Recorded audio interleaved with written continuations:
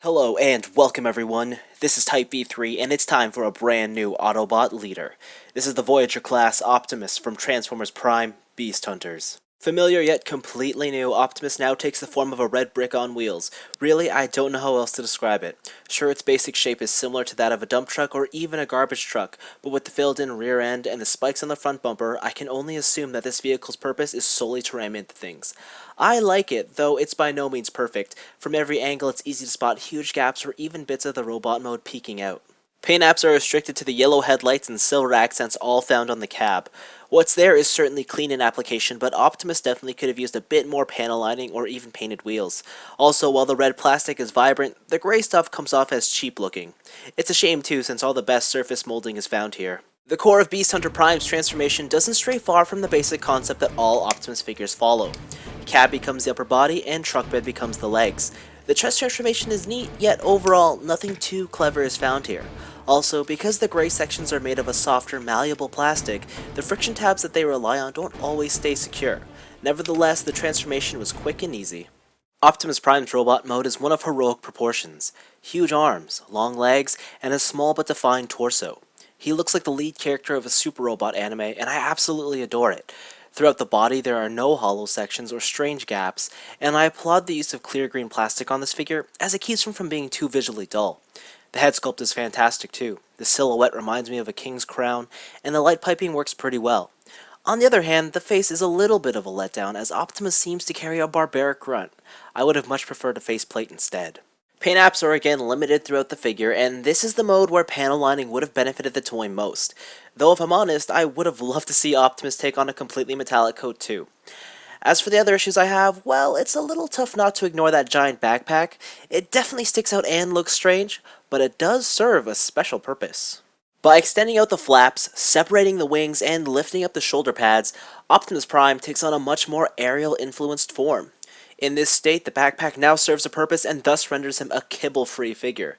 Of course, let's not forget the most important fact: Prime looks super cool. Now, having said all that, this figure isn't quite the best representation of how Optimus appears on the show. The CG model is a lot bulkier in design, and this Voyager clearly isn't. Mind you, I'm not a fan of the show's heavier build, and much prefer this toy's proportions. Now, Optimus looks great, but can he pose? Well, for starters, he has a neck swivel, which is, it's decent. It's not a ball joint, but it goes side to side. You can pop it out of its joint to make him look upwards, but then you have a sort of gap there. The shoulders have a swivel that goes around, and a ratcheted hinge that goes outwards. The only problem is this gray section here where it connects on is very weak, so sometimes they'll just simply pop out, especially on this side of my figure. I mean, I'm just going to have to thicken up those tabs, but it kind of sucks. Also, these bits can just pop right off if you don't like them. Now, when you're moving his shoulders back too, the wings do get in the way, so you have to sometimes move them out and then put them back into place, which is kind of annoying, but you know what, I'm glad that there's that option there as opposed to just being hindered in articulation from the start. There's a nice bicep swivel. The elbow joint sucks. I'm not gonna lie, it's a single elbow joint, less than 90 degrees, and while it doesn't look too bad now, he can't really pull off his iconic hands at my hips, I'm super heroic, I'm gonna command you people forever pose, so that kind of sucks. There is a wrist swivel, and it's a simple swivel, not really there to do much. Despite looking like it has one, there is no waist swivel, and I can't figure out why not. I mean, sure, these bits would have gotten in the way, but for the most part, I think he could have made with one. The hips themselves are pretty nice. There's a nice outward range there. No ratchet, so you can really, pull it out anywhere you want, and there's a good swivel back and forth. The only issue is sometimes they are a little weak. This one, for instance, on mine is, it's not very secure. Ratcheted knee, which is really cool, and of course, the foot can bend downwards. And I have no idea why it only bends downwards, because in his alt mode, these are kind of left where they are, so there's no reason for this to bend downwards.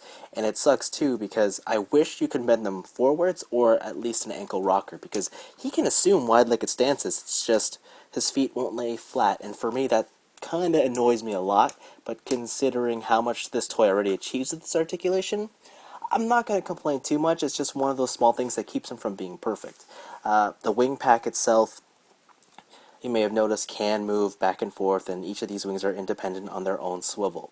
So as a whole, you know what, Optimus hits all the major points. There's nothing really crucial he's missing.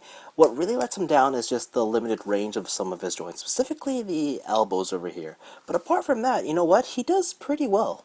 Unlike the massive chain gun he wields on the show, Prime comes with 2 spring-loaded cannons, and truthfully, they're pathetic. The color is bland, and the ability to turn into a somewhat crossbow-type weapon is pointless. Thankfully, you can peg them onto the sides of the backpack where they can actually pass off as a convincing pair of jet thrusters. He also comes with an oddly colored green star saber. It looks great, and I have no major complaints. If anything, it's Optimus's weaker upper body articulation that fails to do this blade justice. The sword can be stored on Prime's back when not in use, and there's also storage options for all his armaments in alt mode too. They don't necessarily help the truck look any better though. Beast Hunter's Voyager Optimus Prime is by no means a perfect figure. In fact, there are a handful of glaring issues here. Still, it's managed to win me over. Up close, the alt mode is flawed, but the overall shape is pleasing. Transformation was effective, albeit a tad simple, and despite not being very show accurate, I found the robot aesthetics perfectly aligned with my tastes. Also, the toy as a whole never felt compromised for the sake of his features or weapons. He may not be the greatest of Transformers, but this is a good toy through and through.